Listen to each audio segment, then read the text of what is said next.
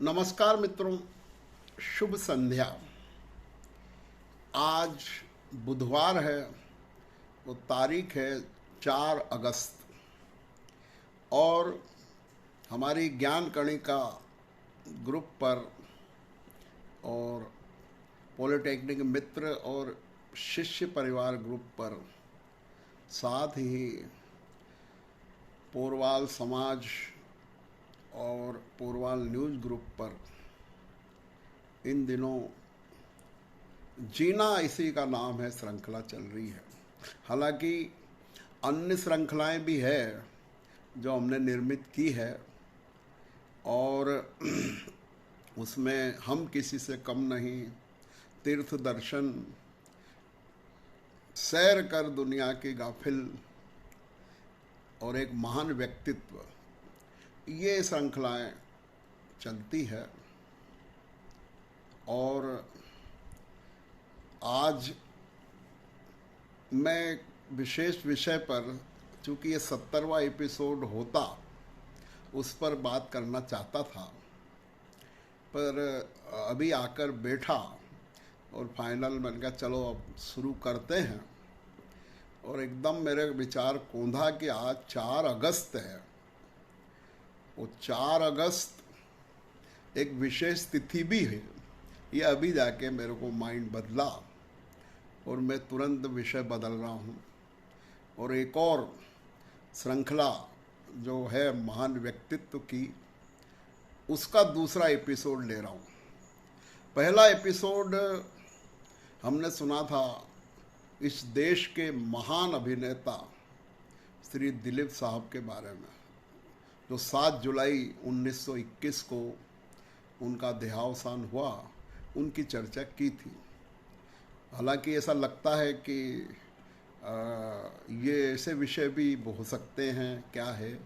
तो देखिए, यहाँ जो मेरा दृष्टिकोण है कि ऐसे व्यक्तित्व जो अलग अलग फील्ड में उन्होंने नाम कमाया है, काम प्रदर्शित किया है, उनके गुणों को प्राप्त करने के लिए हमें तत्पर रहना चाहिए, ऐसा मेरा सोच है और इस पर मैं कायम हूँ।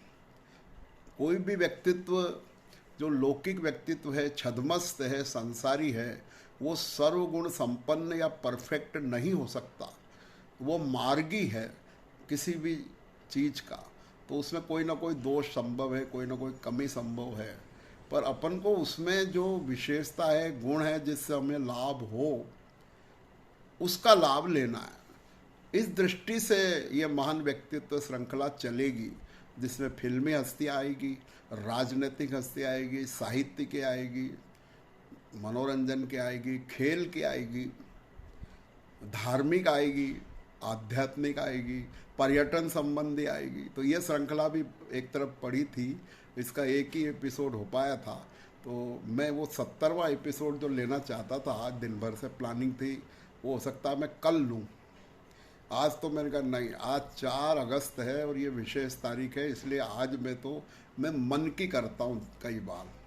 और वाकई में जैसे कहते हैं ना अपन कि आप अगर एक तरफा ही लाभ लेंगे तो आपका एक तरफा ही विकास होगा। मतलब एक प्रकार के व्यक्तित्व से सारा ज्ञान लेंगे, वो गलत भी नहीं है, पर मेरा तो विविधतामय जीवन है और मैं विविधता को भी स्वीकार करता हूँ। जीवन के विभिन्न पक्ष होते हैं, जिसमें हमें शारीरिक स्वास्थ्य का ध्यान रखना है, मानसिक स्वास्थ्य का ध्यान रखना है, आत्मिक स्वास्थ्य का ध्यान रखना है, और साथ ही हमको सामाजिक समरसता रखना है, देश की आर्थिक सामाजिक परिस्थितियों पर नज़र रखना है। तो कहने का मतलब आर्थिक विकास करना है, आर्थिक रूप से हमें आत्मनिर्भर होना चाहिए, संपन्न होना चाहिए। तो ये विविध पहलू हैं और इन विविध पहलुओं को हमें स्वीकार करना चाहिए। तो जैसे एक उदाहरण द्वारा मैं अपनी बात शुरू करने से पहले एक उदाहरण देता हूँ। मान लो आपको हार्ट की तकलीफ हो गई हृदय में आपके, तो आप कोई अच्छे से योग्य डॉक्टर को आप दिखाते हैं, उस डॉक्टर को अपॉइंटमेंट लेते हैं, खोजते हैं पहले तो कि कौन है भाई इसका बेस्ट डॉक्टर, फिर खोज करके उनसे अपॉइंटमेंट लेते हैं, और उनको दिखाते हैं, और फिर उनसे जो वो जांचें लिखे वो करवाते हैं, फिर वो दवाई लिखे वो लेते हैं और आपको फ़ायदा हो जाता है। बस आपका इतना काम है। तो वो डॉक्टर आपके लिए लाभदायक है कि नहीं। अब इसके बाद मान लो डॉक्टर के व्यक्तिगत जीवन में क्या है, इसको कभी आप ध्यान देते हैं क्या? वो किस जाति का है, उसके क्या शौक हैं, उसका पारिवारिक जीवन कैसा है, वो किस पार्टी का है, कांग्रेस का है कि भाजपा का, ये चीज़ें आप नहीं सोचते। आपको तो अपना डॉक्टर से इलाज कराया। ऐसा दृष्टिकोण अगर हम हर अच्छे गुणग्राही व्यक्ति के प्रति रखें तो हमको बहुत लाभ होगा, और ऐसा लाभ मैं उठाता रहता हूँ, उससे मेरे को बहुत अच्छा लगता है। तो आज जो है 4 अगस्त हरफनमौला गायक श्री किशोर कुमार का जन्मदिन है। जी हाँ, किशोर कुमार फिल्मी गायक, संगीतकार, संगीत निर्देशक, अभिनेता, निर्माता और स्क्रीन प्ले राइटर, इतने गुण उनमें थे। और किशोर कुमार से तो मैं समझता हूँ हमारी जो पुरानी पीढ़ी है, जो प्रौढ़ है मेरे जैसी उम्र की, वो सब परिचित है। उन्होंने अपने युवावस्थाओं में खूब उनके गाने सुने हैं। और वर्तमान में तो मेरे जैसे लोग अभी भी मानते हैं कि वर्तमान गानों से हम बिल्कुल ना तो परिचित हैं और ना हमको उसमें कोई मज़ा आता है, ना कोई ज्ञान मिलता है। पर किशोर कुमार, मोहम्मद रफ़ी, लता मंगेशकर, मन्ना डे, मुकेश, हेमंत कुमार, इनके गाने तो वाकई में जीवन में सुकून देते हैं। उन्होंने जीवन की नई दिशा दी है, लोगों को हिम्मत बढ़ाई है, लोगों में देशभक्ति का जज्बा पैदा किया है। महेंद्र कपूर, क्या गाने बनाए साहब उन्होंने, जो आज भी चलते हैं आज भी। और ये नई फिल्मों के गाने आप देखिए, नई फिल्में देखिए, उसमें बहुत कम होती है जो यादगार हो। तो आज जब किशोर कुमार का जन्मदिन है तो मुझे भी थोड़ा एसोसिएशन दो है मेरे उनसे भी। बोलो किशोर कुमार से आपका क्या लेना देना? कोई लेना देना नहीं, वो एक तो बड़े व्यक्ति और मैं एक सामान्य इंदौर का आदमी। एक लेना देना तो ये है कि मैं 1983 से 83 से 89 तक इंदौर क्रिश्चियन कॉलेज में असिस्टेंट प्रोफेसर रहा, और किशोर कुमार साहब भी इस कॉलेज के स्टूडेंट रहे पहले। तो जब मैं कॉलेज गया तो कुछ समय बाद ही पता लगा कि वो जो सामने हॉस्टल है उसके रूम नंबर फला फला में किशोर कुमार रहते थे। तो मेरे को बड़ी खुशी हुई, मैं जाके वो रूम देख के आया और पता लगाया कि वो मस्त रहते थे, दोस्तों की महफिल जमती रहती थी। और जैसा उनका हरफन बोला स्वभाव था वो कॉलेज के समय से ही था। और किशोर कुमार से मेरे को बड़ा अच्छा लगा, गाने तो सुनते ही थे उस समय हम भी।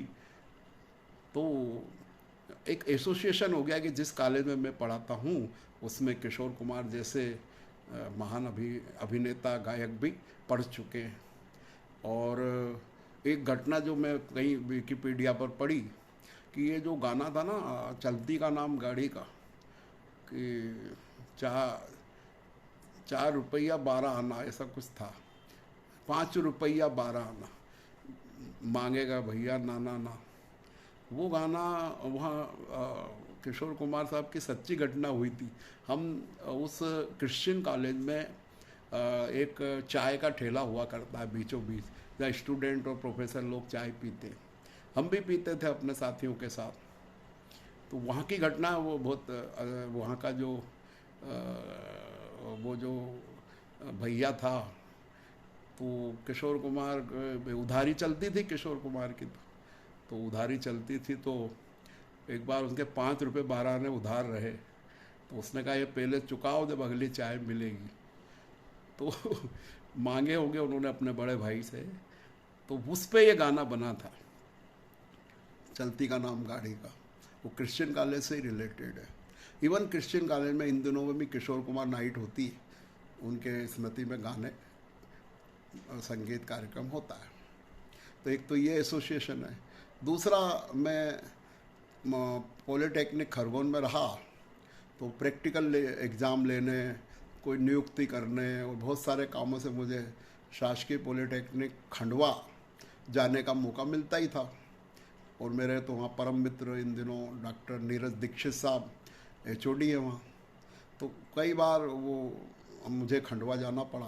और किशोर कुमार का जन्म खंडवा में ही हुआ, तो फिर मेरे को बहुत अच्छा लगा। तो फिर दीक्षित साहब के साथ हम लोग जो बॉम्बे बाज़ार में किशोर कुमार का जो जन्म स्थल है खंडवा में, उनका जो निवास स्थान है वो मैं देख के आया।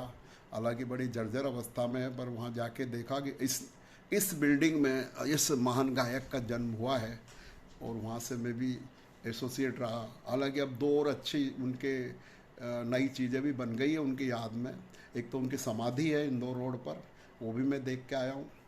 और एक गौरी कुंज शायद सभागृह है, वो भी अच्छा बना हुआ है, एक ऑडिटोरियम। और शायद निवास का नाम गौरी कुंज हो सकता है, मैं अभी इस समय परफेक्ट नहीं हूँ।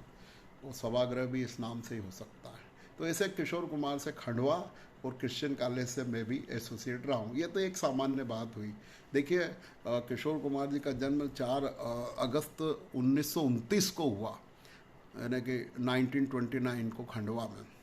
और 13 अक्टूबर 1987 को 1987 में वो 58 साल की उम्र में ऊपर चले गए।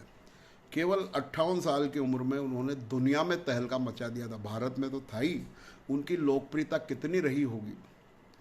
आज भी कहीं मैं बैठा था और बहुत कुछ दिनों पहले और पड़ोसन पिक्चर आ रही थी, अरे साहब मैं फिर से देखने बैठ गया। हालांकि इन दिनों देखना नहीं होता है, कई अन्य कामों में व्यस्त रहता हूँ, पर वो पिक्चर एवर ग्रीन है। उसमें किशोर कुमार साहब का अभिनय देखिए आप, गजब है। वो कभी मतलब बोरिंग लगती नहीं वो फिल्म, कभी भी आप देखिए कितना अच्छा अभिनय महमूद साहब ने, किशोर कुमार ने और सुनील दत्त साहब, मुकरी, केस्टो मुखर्जी और सायरा बानू ने किया है। तो कहने का ओम प्रकाश जी, ये फिल्म तो कालजयी है। तो ये किशोर कुमार से बोले आप क्या सीखे हो? अरे भाई, जब मैं 1976 में 11th में था और एक बार आचार्य श्री के दर्शन करने हम लोग पूना गए थे, और पूना से फिर बम्बई गए थे, बस चल दर्शनों के लिए बस। तो उस बस में बसा गाना, क्या गाना था? जिंदगी के सफर में गुजर जाते हैं जो मकाम, वो फिर नहीं आते, वो फिर नहीं आते। अब गाना आपकी कसम, अब ये गाना बस में बजा रहा, हम बम्बई पहुँचे। तो ये गाना मेरे को उस समय जब मैं BCom फर्स्ट ईयर में था इतना अच्छा लगा है, उसकी फिलॉसफी कि वाकई में ज़िंदगी के जो सफ़र में मुकाम गुजर जाते वो फिर नहीं आते। इसलिए जो काम जिस समय करना हो कर लो, विलंब ना करो। क्या बढ़िया गाना, वो किशोर कुमार की आवाज़। अब ले गीतकार वगैरह जो भी होंगे, पर गाने वाले तो ये हैं। और वो गाना आज भी 50 साल से मेरे को पसंद है, बिल्कुल पसंद है। उसकी जो फिलॉसफी है उसको मैं फॉलो करता हूँ। क्या गाना बनाया उन्होंने। एक और है जिंदगी, किशोर कुमार का, वो शायद जो गाना है बहुत ही, अब क्या गाने इतने याद आ रहे हैं मेरे को तो इस समय कि पूछो मत आप। उनके जो गाने हैं, मैं जिंदगी का साथ निभाता चला गया, हर गम को धुएं में उड़ाता चला गया। उसका एक अंतरा सुनिए आप। गम और खुशी में न फर्क महसूस हो जहाँ, मैं खुद को उस मुकाम पे लाता चला गया। लो साहब, ये आ गई ना वितरागता। गम और खुशी में मेरे को फर्क नहीं पड़े, उस मुकाम पे मैं लाता चला गया। अब ये गाना इतना पुराना, देवानंद, मैं जिंदगी का साथ निभाता चला गया। ये गाने हमको जीवन में एक प्रेरणा देते हैं।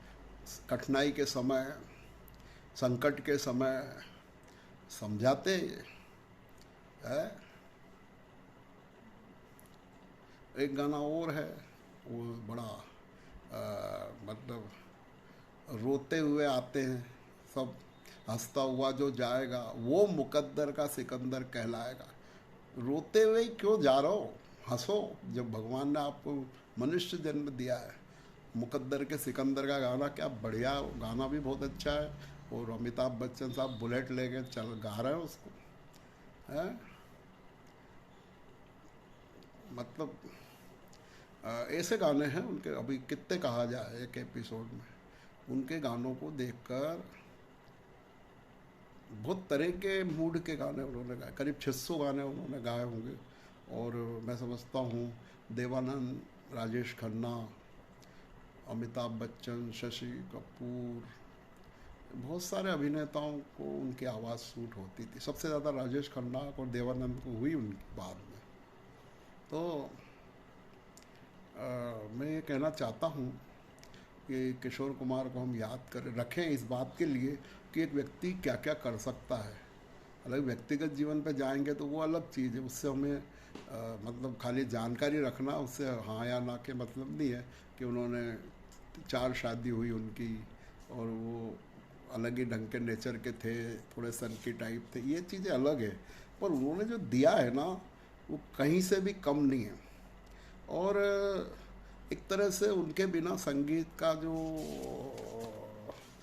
संसार है वो अधूरा है।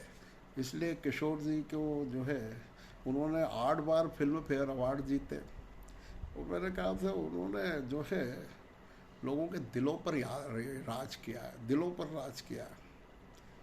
और उनका जो है एक गाना है, जिंदगी का सफ़र है ये कैसा सफ़र, कोई समझा नहीं, कोई जाना नहीं। देखिए है ना इसमें बात में दम, इसको समझना पड़ेगा क्या है ये, है? आनंद के गाने, जिंदगी, ये तो खैर मन्ना डे साहब का है। वो भी एक फिलॉसफी वाली बात थी, कैसे है पहेली हाय, कभी ये हंसाए कभी ये रुलाए। तो गाने तो साहब बहुत, एक रास्ता है जिंदगी जो थम गए तो कुछ नहीं, अब लो कैसा गाना लगा।